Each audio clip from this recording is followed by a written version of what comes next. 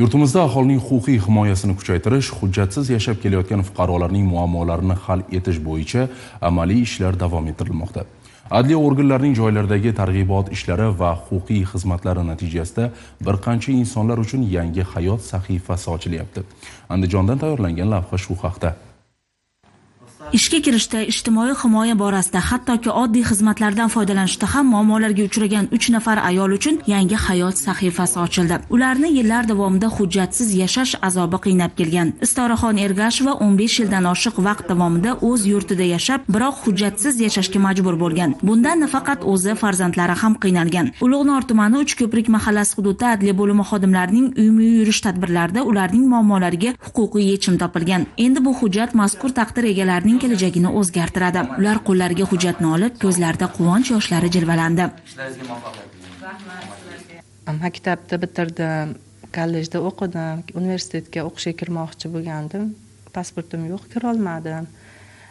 Keyin yana turmushga chiqqanda qiynaldim. Endi yolg'iz ota qilib metrikalarini olganmiz, farzandlarimizni ham endi Xudo xolasa, mana biz ham O'zbekiston fuqarosi bo'ldik.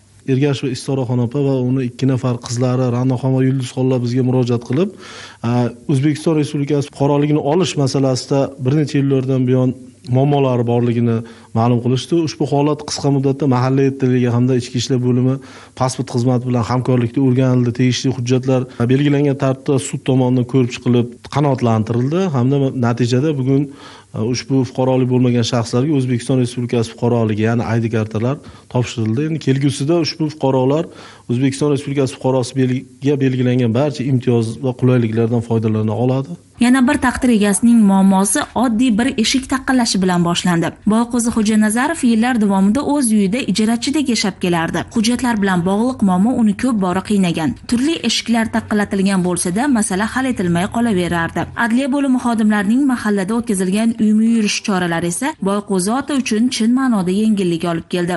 Davlatimiz, prezidentimiz farmon chiqardi shu to'g'risida degandan keyin bir marta ariza berdi, shuni murojaat qilgandan keyin adliya bo'limi boshlig'ida bizga katta yordam berdi. Biz yoqa-boqa yugurmadik, faqat uyda o'tirdik. Hujjatlarimizni, narilarimizni to'ladik. Narilar to'lagandan keyin ular hujjatlar hammasini bizga olib berdi. Mutasaddilar muammoni joyida o'rganib, zarur hujjatlarni rasmiylashtirib, uning yillar davomida kutgan masalasiga nuqta qo'yishdi. Yer uchastkasi bino shatiga nisbatan hech qanday hujjatlar yo'qligi sababli fuqaroyimizga qonunda belgilangan tartibda kadastr hujjati rasmiylashtirib berildi. Gulzira Rustamova, Nasibullo Turjonov, Zamon informatsion dasturi uchun.